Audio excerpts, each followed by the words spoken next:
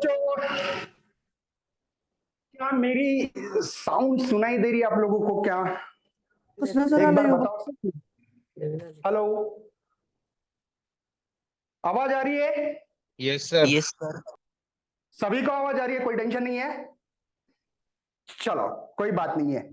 आज हम लोग बहुत ही इंटरेस्टिंग ऐसा टॉपिक पढ़ेंगे जो कि शायद आपने क्लास 10th में भी पढ़ा है।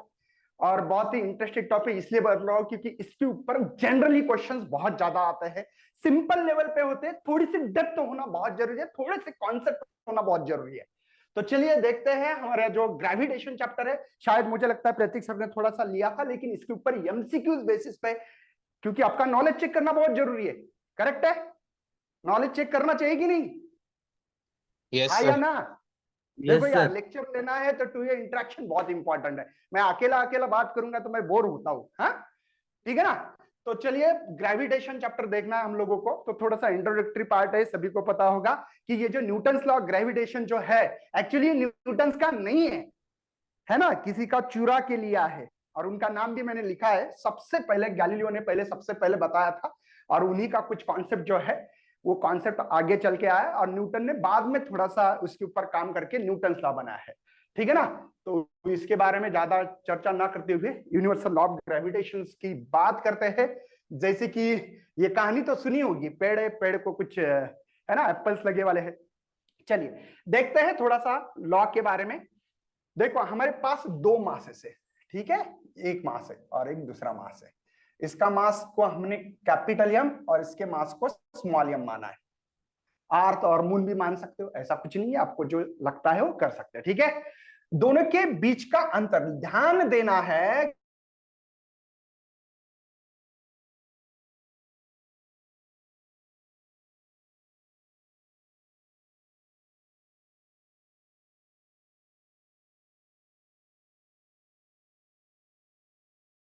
बिल्कुल गलत है, नहीं लेना चाहिए, ध्यान रखना है, बिल्कुल नहीं लेना चाहिए।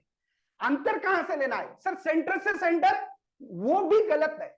आई विल रिपीट, मैंने बोला था जहां पे उस ऑब्जेक्ट का सेंटर ऑफ मास हो वो अंतर लेना, ध्यान रखना। मतलब मैं समझ रहा हूं, capital M mass of the object जो है उसका सेंटर ऑफ मास यहां पे है, ये यक्स जगह पे है, गॉट इट? और छोटा जो मास है उसका ऑब्जेक्ट है यहां वाई पे। ये सेंटर ऑफ मास का अंतर लेना है। दो ऑब्जेक्ट के बीच में मास, या दो ऑब्जेक्ट है उसके बीच का अंतर नहीं है, या सेंटर टू सेंटर भी नहीं है, उसका सेंटर ऑफ मास। अब सेंटर ऑफ मास क्या होता है सर, वो समझाइए। चलिए समझा देते। जैसे कि एग्जांपल, ये नॉन यूनिफॉर्म ऑब्जेक्ट है। देखो ना, ये यूनिफॉर्म नहीं, एक जैसा नहीं है। यहाँ पे टोकीला है थोड़ा सा, यहाँ पे थोड़ा सा अलग है, यहाँ पे ये ऑब्जेक्ट अलग है। दिखाई दे रहा होगा आपको, शायद दिखाई दे रहा है? यस और no? Yes yes sir. Sir. समझे यस ना? सर। तो इसका सेंटर ऑफ मास बीच में नहीं आएगा, ध्यान रखना, बीच में नहीं आएगा, सेंटर पे नहीं आएगा, कहीं ना कहीं। जैसे कि मैं मेरे उंगली के ऊपर मैं रख रहा हूं, देखो समझ में आ रहा है आपको? मेरी उंगली पे रखा है, तो शायद हो सकता, आपने देखा होगा इधर अंतर कम है, डिस्टेंस कम है। देखो इधर का जो डिस्टेंस है मेरे राइट हैंड की तरफ डिस्टेंस कम है, और लेफ्ट की तरफ ज्यादा है। मतलब इसका सेंटर पे सेंटर ऑफ मास नहीं है, ध्यान रखना। सेंटर ऑफ मास मतलब जहां पे होल ऑब्जेक्ट मास कॉन्सेंट्रेट करता है उसको सेंटर ऑफ मास कहते हैं। मतलब बैलेंस होना चाहिए उस जगह पे, वो सेंटर ऑफ मास है। बच्चों देखो, ये सेंटर ऑफ मास है। अभी बात समझ में आ गई? सेंटर ऑफ मास, यस और no? Yes sir. Yes okay, sir. तो चलिए Yes, sir. लॉक के देखते हैं। मैं कुछ चीजों को अभी हटाने वाला हूं। चलिए ये हटा रहा हूं, ये ठीक है? ओके, तो हम लोगों को एक बात क्लियर हो चुकी है फिलहाल में कि आर किसको कहा जाता है। आर डिस्टेंस जो है सेंटर ऑफ मास से, करेक्ट है? देखो दुनिया में कोई भी दो चीजें हो, एक दूसरे को अट्रैक्ट कर रही, आप भी अट्रैक्ट करते हो किसी के साथ, कर रहे हो क्या? अरे यस और नो? अरे सो गया क्या? यस। कर रहे हो हाँ सर। अट्रैक्शन? आप भी एक दूसरे को अट्रैक्ट कर रहे हो। सही में बोल रहा हूं, मैं आपको प्रूफ करके दिखाने वाला हूं आज। आप अपने घर में अगर है ना, भाई भाई हो, दो भाई एक दूसरे को भाई को अट्रैक्ट कर रहा है, कोई भी एक दो दूसरे दूसरे को अट्रैक्ट कर रहा है ना। आपके कॉलेज में स्कूल में जो भी होंगे एक दूसरे को अट्रैक्ट कर रहे हैं। सर हम लोग अट्रैक्ट होना चाहते हैं, करे क्या, लेकिन ध्यान रखना पड़ता है। चलिए देखते हैं। अब ध्यान देना है कि ये दोनों का force of attraction, main important point ध्यान रखना, ग्रेविटेशन लॉ ओनली ये अट्रैक्टिव फोर्स है। सर ऐसे क्यों बोल रहे, कभी कभी हो सकता है वो रिपल्शन भी करे, जैसे दो चार्जेस है, positive positive charge repulsion, negative negative repulsion, positive negative attraction, शायद आपने पढ़ा होगा, ठीक है ना। अभी भी मैं वही चीज बताने की कोशिश कर रहा हूं, ये जो है only and only attractive force है। तो लिख दिया भाई मैं, नहीं अट्रैक्टिव फोर्स का सिंबल यस है, ठीक है। ये करता है directly proportional to the product of their masses. मैं काम करता हूं m1 m2 ना लिखते हुए, चलो इसको m1 m2 बोल देता हूं, चलो कोई टेंशन नहीं, m1 और इसको m2 फिलहाल के लिए। दूसरा मास है m2, मतलब मैं ये बता रहा हूं जितना बड़ा मास उतना ज्यादा अट्रैक्शंस। आई विल रिपीट, जितना बड़ा मास उतना ज्यादा अट्रैक्शंस। क्या बात समझ रहे हो? जैसे कि मून एंड अर्थ का बहुत बड़ा मास है तो अट्रैक्शन बहुत ज्यादा है ना, अरे है या ना? Yes sir. है ना, जैसे कि मून एंड अर्थ का बहुत बड़ा मास है, सबको पता है, तो अट्रैक्शन भी बहुत ज्यादा है। अब आपको समझ में आ रहा होगा कि आप और आपका भाई या आप अपने दोस्त को क्यों नहीं ज्यादा अट्रैक्ट कर पा रहे। समझ में आ रहा है कुछ? Yes sir. Yes sir. Yes, अगर sir. आप अट्रैक्शंस करना चाहते हो तो आपको क्या बढ़ाना पड़ेगा? मास। हाँ, तो इसलिए खाते पीते रहना अच्छी तरह से, समझे क्या? यस और no? Yes sir. Yes sir. और मैं आपको एप्पल भेज रहा हूं, ये एप्पल खा खा के थोड़ा सा बड़ा हो जाओ ताकि अट्रैक्शन बढ़ जाए, ठीक है। या देखो यहाँ पे एप्पल का पेड़ भेज दूंगा आपको पीपीटी के फॉर्म में, ठीक है। चलिए, यस सर। और बाद में दूसरी एक चीज इंपॉर्टेंट है, अंतर बढ़ेगा। जैसे कि मुझे मेरा एक सवाल का जवाब, ये रॉन्ग हो जाएगा, यहाँ पे आपको एग्जांपल दे रहा हूं, लेकिन एक एग्जांपल के, एक फील आने के लिए एग्जांपल है, फील आने के लिए। देखो दो मैग्नेट है, एक मैग्नेट इस हाथ में, दूसरा मैग्नेट इस हाथ में, आपने दूर लेके जाओगे तो क्या उनका अट्रैक्शन होगा या नहीं होगा? नो सर, नहीं होगा सर। ओके, नहीं होगा। नजीक लाया तो होगा सर। होगा सर। होगा, यस। मतलब आपने क्या देखा, डिस्टेंस पे सब कुछ चीजें डिपेंड कर रही है कि नहीं कर रही? Yes sir. यस हाँ, सर। दूसरी बात मुझे बताओ, नजीक लाया, डिस्टेंस कम किया तो फोर्स बढ़ेगा या कम होगा? फोर्स बढ़ेगा बढ़ेगा सर। सर। Very good. मैं दूर लेके गया, दूर, देखो अंतर बढ़ाऊंगा तो फोर्स क्या होगा, अट्रैक्शन वाला? कम कम होगा। होगा। कम होगा सर। करेक्ट, वेरी गुड, बहुत बढ़िया बहुत बढ़िया। चलिए, तो मैंने इसलिए इसको कहते हैं इनवर्सली प्रोपोर्शनल। क्या बोलते हैं इसको? Inversely proportional. हाँ, मतलब फोर्स बढ़ रहा है तो डिस्टेंस कम, डिस्टेंस बढ़ेगा तो फोर्स कम, बट इसको कहते हैं यूनिवर्सल स्क्वायर लॉ। क्या नाम है इसका? क्या नाम है इसका? Universal universal square law. Very good. क्या मेरी बात समझ में आ रही है? इक्वेशन समझ में आ गया? Yes yes sir. सर। चलिए दोबारा, आई विल रिपीट। देखो, फोर्स ऑफ अट्रैक्शन में लॉ बनाने की कोशिश कर रहा हूं। देखो, the force of is directly proportional to the product of their masses and inversely मतलब divided, inversely मतलब divided, inversely proportional to the square of distance between, but कहां का? distance between the center of mass. I will repeat, distance between the center of mass. Sir क्यों repeat कर रहे हो? बात समझो, ये दोनों मासेस के बीच का अंतर नहीं है, ये सेंटर ऑफ मास के बीच का अंतर है। ये बहुत इंपॉर्टेंट है। बात समझ में आ रही है? कोई टेंशन? No sir. चलिए Yes, sir. देखते। तो ये आप इक्वल टू लिखना पड़ता है, तो सब कैलकुलेशंस किए गए, तो कैलकुलेशन बेसिस पे ये समझ में आ रहा था कि कोई ना कोई कैलकुलेशन में गड़बड़ है। तो ऐसे समय साइंटिस्ट लोग एक कांस्टेंट वैल्यू डालते थे ताकि कैलकुलेशन, पहले जिन्होंने भी कुछ कैलकुलेशंस किए होंगे वो मेरे कैलकुलेशन उसके आसपास आ जाए, इसलिए कांस्टेंट टर्म को डाला जाता था।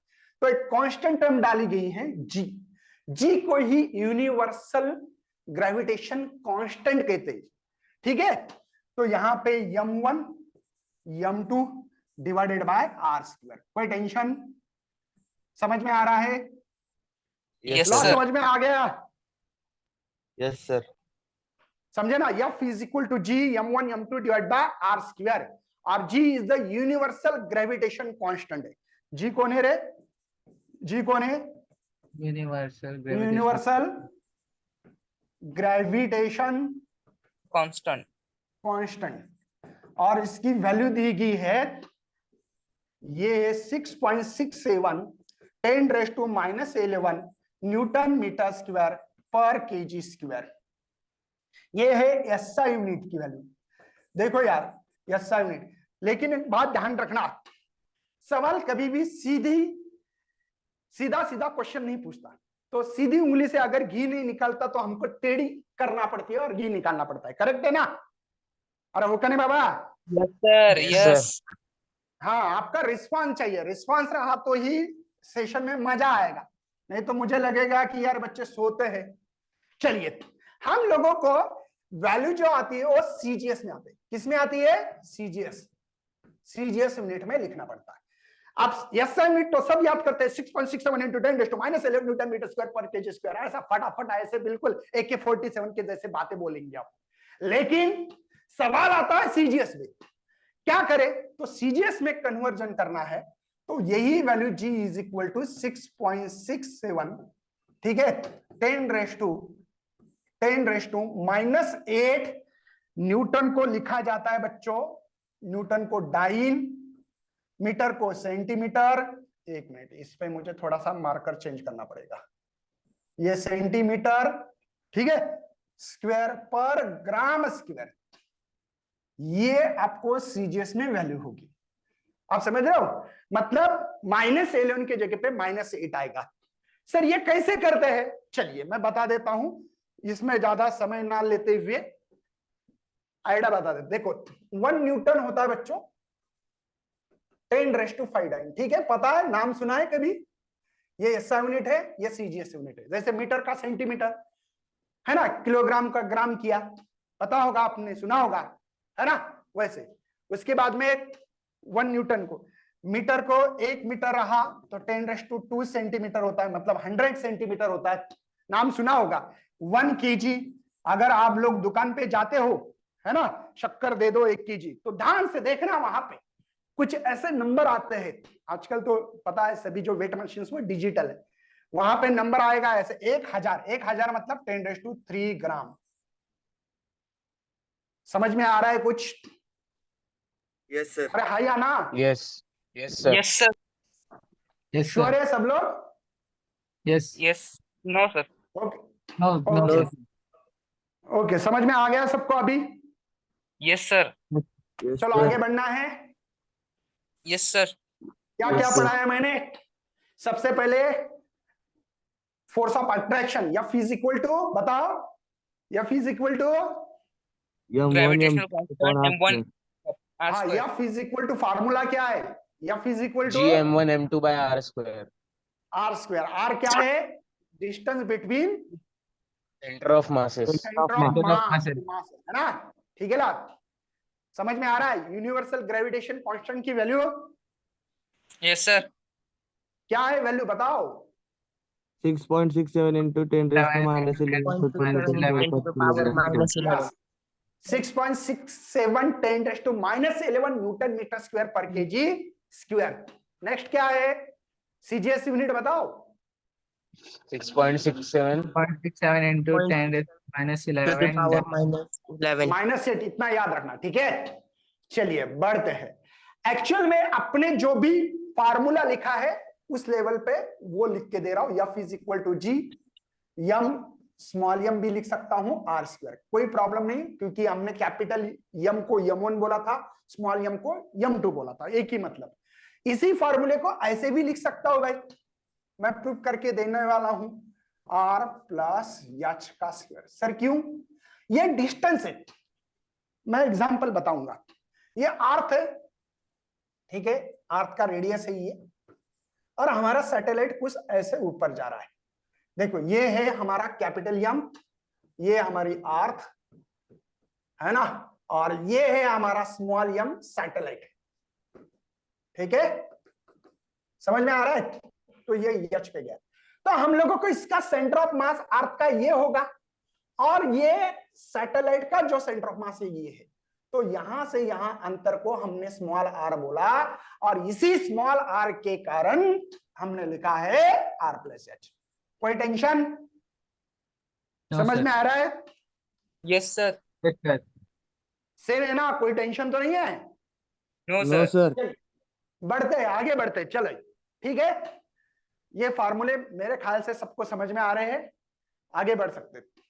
वही हमने जो अभी लिखा था डायरेक्टली प्रोपोर्शनल, मैंने जो बताया था आपको, F is directly proportional product of their masses, ये स्टेटमेंट लिखा है आर स्क्वायर। ठीक है, तो F is equal to G, same same, खाली बस यहाँ पे वर्डिंग में लिखा जो मैंने अभी तक जो आप लोगों को पढ़ाया है, बस उसी को वर्ड के फॉर्म में लिखना है ना। Every particle of matter attract every other of particle of matter, force is directly proportional to the product of their masses and inversely proportional to the square of distance between them. ठीक है, wording में बस ये statement है इसका, बाकी कुछ नहीं।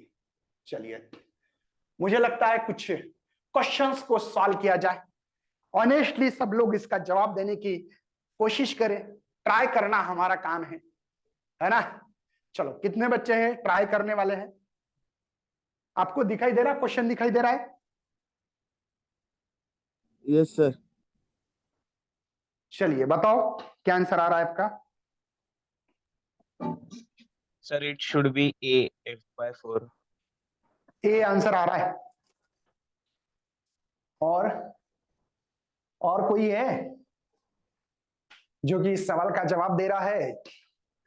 आपका नाम क्या था बेटा, आपने जो ए ऑप्शन दिया है?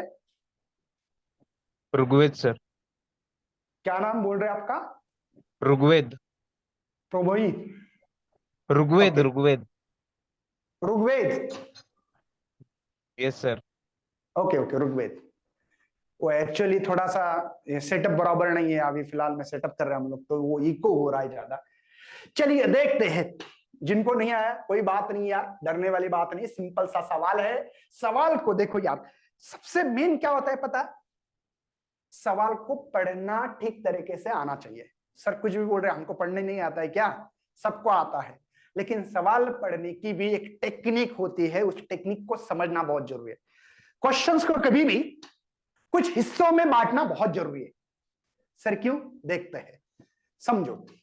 पहले सबसे पहले फुल स्टॉप दिया था, उसका मतलब पहले समझो। जैसे कि मैं क्वेश्चंस पढ़ रहा हूं, देखो क्वेश्चंस कैसे पढ़ना चाहिए।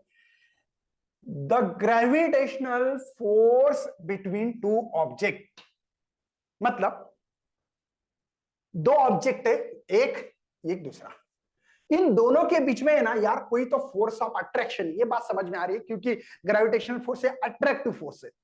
एक ऑब्जेक्ट है ये और दूसरा ऑब्जेक्ट है ये, इन दोनों के बीच में अट्रैक्शन हो रहा है। ये हो गया यहां तक का एक सवाल।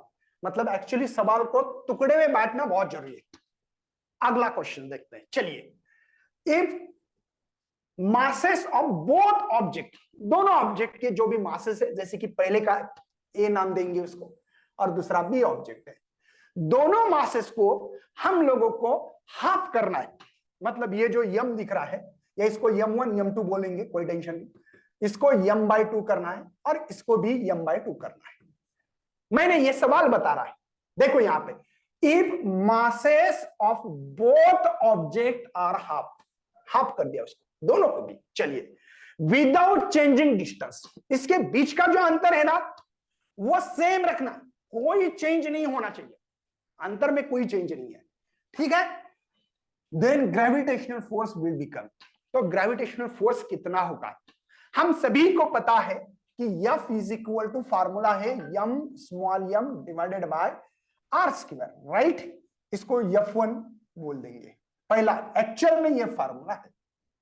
चलिए, अब केस क्या है ये बता रहा है केस, तो F2 बोलेंगे आप, ये ओरिजिनल फार्मूला है हमारे पास। अब देखते हैं, G एज इट इज रखो सर, m1 को m/2 बताना है, okay sir.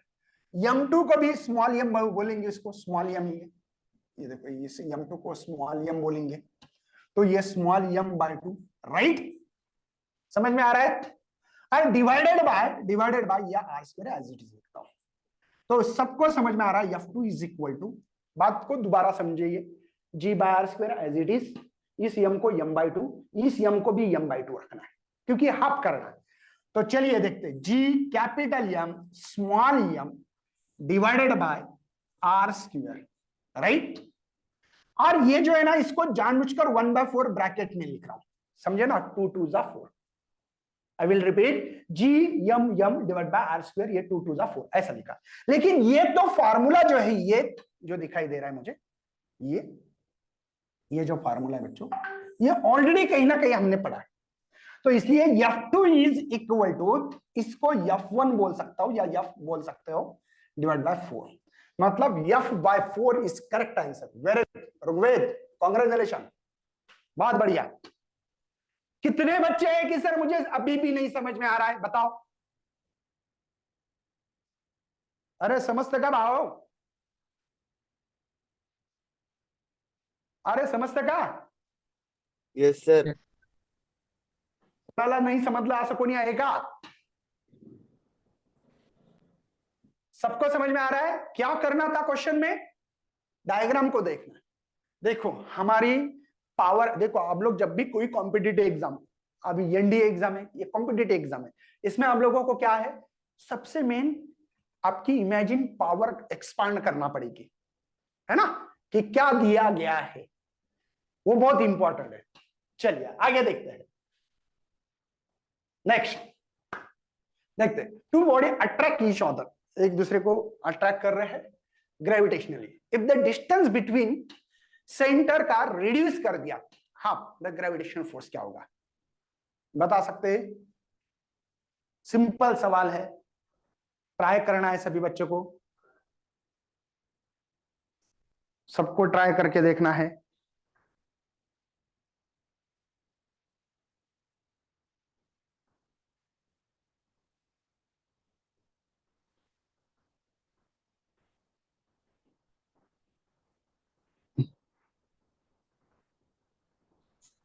Sir simple option question है। Option A. Sir, option D. Option A. Okay, option sir. ए वाले का नाम बताइए। सर संग्राम। संग्राम पाटिल। ऑप्शन दूसरा कौन सा है? Sir, option D. D sir. D वाले कौन है भाई? Rugved. ऋग्वेद। ओ बढ़िया, ऋग्वेद अच्छी पढ़ाई कर रहे हैं। डी ऑप्शंस करेक्ट बोला है ऋग्वेद ने। मैंने कुछ नहीं, अभी मास को हटा के आर जो था ना, आर के बारे में रिलेशन दिया है, देखते हैं।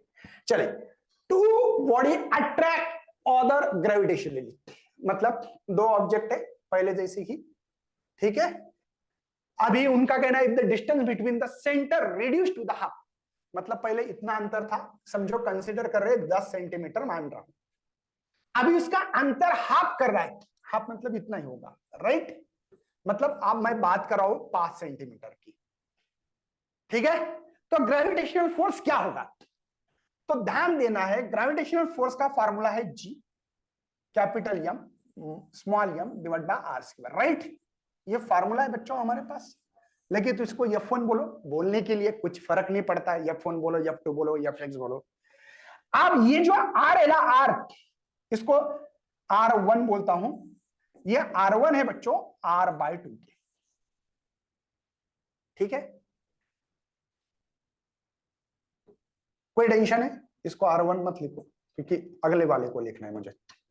कोई टेंशन है? देखो ना, यहां पे 10 सेंटीमीटर का हाफ कर दिया 5 सेंटीमीटर, मतलब R/2। R/2 समझ में आ रहा है? आधा कर दिया, आधा बोला है डायरेक्ट। कहां बोला है? If the distance between their centre reduce to the half, half मतलब R/2। ओके, चलिए रखते F, ये capital G capital M small m, और ये R के जगह पे R/2 का स्क्वायर।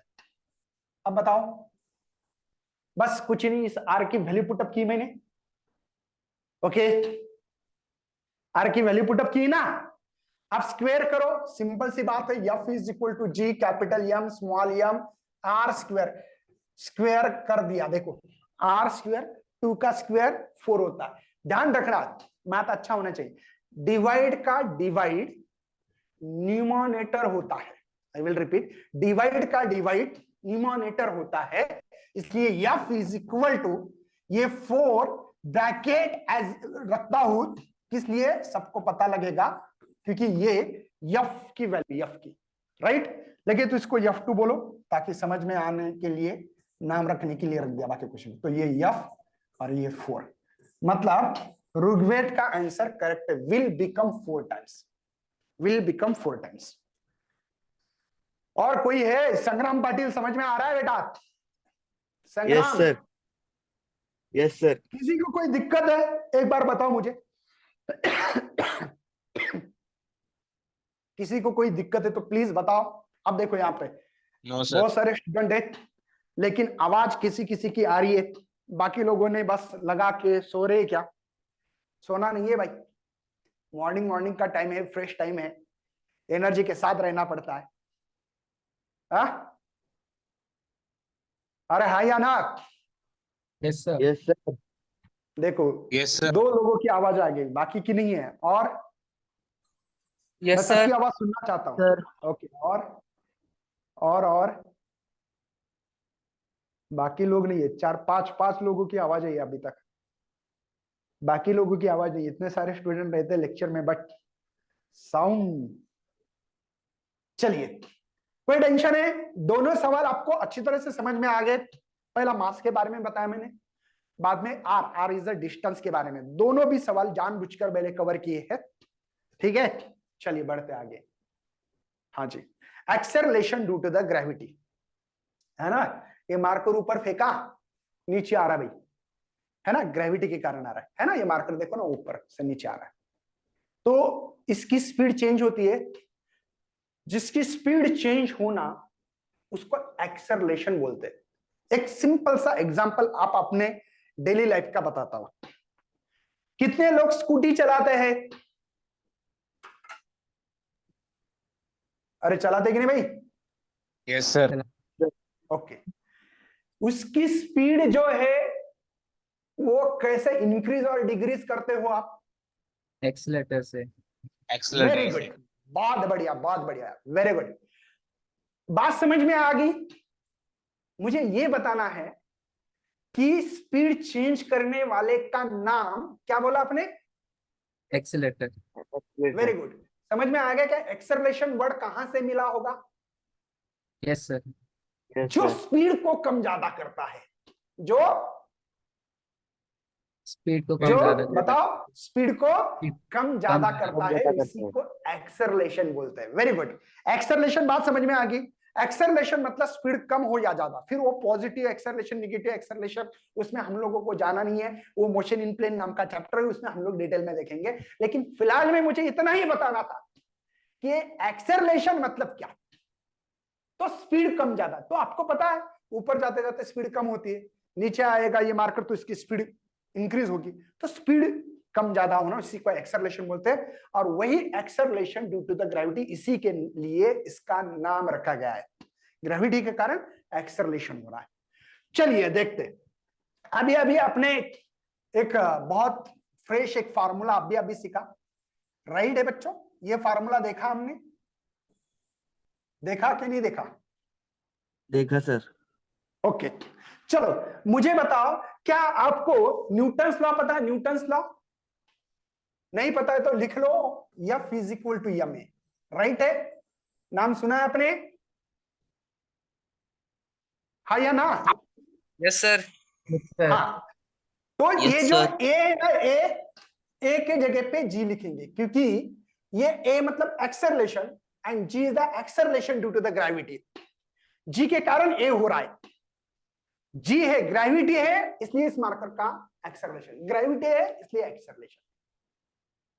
समझ में आ रहा है कुछ? Yes, sir. Yes sir. F is equal to M A लिखे या एम जी लिखे, कोई tension? No, no sir. Sir. तो दे दो फिर अटेंशन। देखो F is equal to M G. चलिए रखते हैं ये equation 1, put equation 1, put equation 1 put करते। तो ये यम जी, ये जी कैपिटल यम है, स्मॉल यम है, ये स्मॉल यम है, ध्यान रखना। चलो ये गंदा हो रहा है क्या, इसको ये कर देता हूं, चलिए स्मॉल यम है, हाँ आर स्क्वायर। तो यम से यम को मरवा दो, बचा है G is the acceleration due to the gravity. जो हेडिंग देख रहे हैं इसका formula GM upon small R लिखता हूं, बाद में कैपिटल लिखूंगा। कैपिटल भी आर लिखना है, मैं बताऊंगा आर क्यों लिखना है, ये ओरिजिनल फार्मूला है, ठीक है। लेकिन ध्यान रखना हमारी अर्थ ऐसी है, और ये कोई भी चीज हम लोग अर्थ पे रखते हैं, यहां पे ऐसा अर्थ पे, तो ये सेंटर है अर्थ का, सेंटर ऑफ मास है, सॉरी सेंटर ऑफ मास, और ये है ऑब्जेक्ट। तो दोनों के बीच का अंतर को हम लोग स्मॉल आर बोलते हैं। अब ये स्मॉल आर कैपिटल आर में कन्वर्ट हो चुका है, क्योंकि रेडियस ऑफ अर्थ का ही अंतर है ना। तो इसीलिए acceleration due to the gravity का फार्मूला हमेशा आपने GM divided by R square लिखा होगा। क्या आपके दिमाग में ये फार्मूला आ रहा है, GM divided by R square? कोई टेंशन है तो बता सकते हैं मेरे भाई। संग्राम पाटिल, ऋग्वेद और कौन कौन है भाई, समझ में आ रहा है? Yes sir. Yes, sir. Simple sir. Formula है GM divided by R square. G is the acceleration due to the gravity. लगे तो मैं हाथों हाथ आप लोगों को कुछ चीजें भी बता देता हूं, इसको हटा देता हूं, अभी इसकी कोई जरूरत नहीं रही हम लोगों को, ठीक है। आप लोगों को अभी ये सब कुछ चीजें पता लगी है, तो मैं चलिए, हाँ जी, जी की वैल्यू सबको याद है 6.67 10⁻⁻11 न्यूटन मीटर स्क्वायर पर केजी स्क्वायर। कैपिटल जी ये यूनिवर्सल ग्रेविटेशन कांस्टेंट, ब्रह्मांड में कहीं पे भी जाओ जी की वैल्यू 6.67 × 10⁻11 न्यूटन मीटर स्क्वायर पर केजी स्क्वायर, ठीक है, याद रखना है ना। मग तुम्ही इथं पृथ्वी राहत का मंगळावर राहत का चंद्रावर, काही घेणं देणं नाहीये, ती वैल्यू कांस्टेंट है। कोई टेंशन, समझ में आता है सबको? यस ठीक सर। है। Yes sir. मास अगर हम लोग अर्थ पे हो, आप अर्थ पे हो क्या? Yes sir. Yes sir. अच्छा अच्छा, मुझे लगा कहीं मंगल पे, कहीं भी हो सकता है, आजकल के बच्चे बहुत एडवांस है भाई, है ना। तो चलिए देखते, अर्थ के ऊपर जो मास है, मास ऑफ द अर्थ, किसी को पता है? मास ऑफ द अर्थ पता है किसी को? हाँ, अरे No, मालूम है क्या? किसी को मालूम है तो बता दो। No sir. नो। मास है, चलो मैं रेडियस लिख के देता हूं, देख लो एक बार। इसका है 6.4 × 10⁻6 मीटर, या इसी को 6400 किलोमीटर है ना। 9.1 कुछ तो समथिंग ऐसा मास ऑफ द अर्थ है। एक बार देख लो आप, अगर आपकी देख लो, गूगल गीगल पे कहीं भी करो, मुझे याद नहीं आ रहा है इतना भी, है ना। देखो मास ऑफ द अर्थ देखना है, According to Byju's, देखो, सर हाँ 5.97 22 into 10⁻²⁴ क्या क्या 5.97, 97 अच्छा अच्छा, 6 × 10⁻24 आता है, सॉरी बराबर है 6 अप्रोक्स लिखते हैं हम लोग, 6 लिखते हैं, 6 × 10⁻24 kg, यस करेक्ट है। अगर इसके कैलकुलेशंस करोगे, वैल्यू पुटअप करोगे, तो जी की वैल्यू आप लोगों को हमेशा लिखते हो 9.8 मीटर पर सेकंड स्क्वायर। कोई टेंशन? करेक्ट बोल रहा हूं बच्चों में? यस है या Yes, ना? sir. तो ये कहां Yes, से sir. आ गई? ये सभी चीजें वैल्यू पुटअप करने के बाद ये मुझे वैल्यू मिलती है। लेकिन वो बात अलग है, अगला जो टॉपिक कल देखेंगे हम लोग, वेरिएशन कैसे होता है जी के। हम लोग तो हमेशा 9.8 मीटर पर सेकंड स्क्वायर इस्तेमाल करते हैं, बट जब हम लोग बहुत डेप्थ में जाएंगे तो 9.83 लिखेंगे, 9.78 लिखेंगे, थोड़ा सा वेरिएशंस करेंगे, किन किन चीजों के कारण वेरिएशन होती है acceleration due to the gravity, वो कल के टॉपिक में देखना है। इसमें कोई tension? No sir. No sir. हम अभी अभी अपने फार्मूला क्या इस्तेमाल किया बच्चों कि सर ये था रेडियस ऑफ अर्थ, ये मास ऑफ द अर्थ है, ये अर्थ है बच्चों आपका, है ना। यहाँ पे हम लोग इसको सैटेलाइट मानेंगे, सैटेलाइट कुछ भी मान सकते हो, ऐसा कोई जरूरी नहीं है, स्मॉल ऑफ द यम। तब acceleration due to the gravity का अभी अभी हमने फार्मूला लिखा है GM divided by small R square, equation 1। दूसरा माना था ऑन द अर्थ सरफेस पे रहा तो ये है acceleration due to the gravity on the earth surface, देखो ठीक है, acceleration due to gravity on the earth surface. आप बताओ कोई टेंशन है? ठीक है, नेक्स्ट अलग मार्कर इस्तेमाल करके। लेकिन अगर आपका सैटेलाइट थोड़ा सा हवा में गया, ये रेडियस है बच्चों, ये हाइट है, ये सैटेलाइट है, सबको पता है ये सैटेलाइट है हमारा भी, ये means the mass of the earth है, मास ऑफ द सैटेलाइट है, ये अर्थ है, सबको पता है। बस सैटेलाइट हवा में चला गया तो हुआ यू बच्चों, स्मॉल आर की वैल्यू अब हो गई है आर प्लस एच, क्योंकि स्मॉल आर मतलब distance between the centre of mass, है ना, and mass of the satellite, इन दोनों के बीच का अंतर है, तो वो है आर प्लस एच। यही फॉर्मूला मैं हाइट पे लिखूंगा, G H is equal to G, ठीक है, सॉरी, यही फॉर्मूला मैं ऐसे लिखूंगा अभी कि जी कैपिटल एम और ये आर प्लस एच। क्या आपको दोनों फार्मूले समझ में आ गए? ये acceleration due to the gravity है बच्चों, है ना, ऑन द अर्थ सरफेस पे, ये है acceleration due to the gravity है, देखो acceleration due to gravity above the earth surface, above the earth surface, मतलब earth surface क्यों, ठीक है, ये on the earth surface, ये above the earth surface, कुछ हाइट पे, है ना, लिखता हूं नहीं तो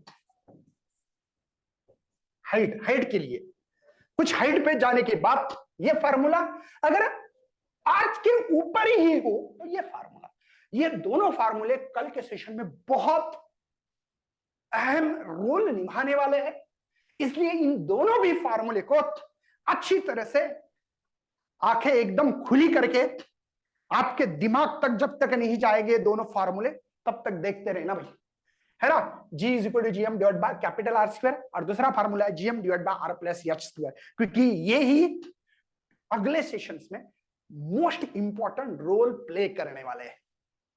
समझते का भावड्यांनो? अरे समजतं का भावा? Yes, sir. Yes okay, sir. Rudra Samarth 4 जण झाले, रुद्रा समर्थ, त्याच्यानंतर ऋग्वेद आणि संग्राम, 4 जणांनी यस सर म्हटलं, बाकीचे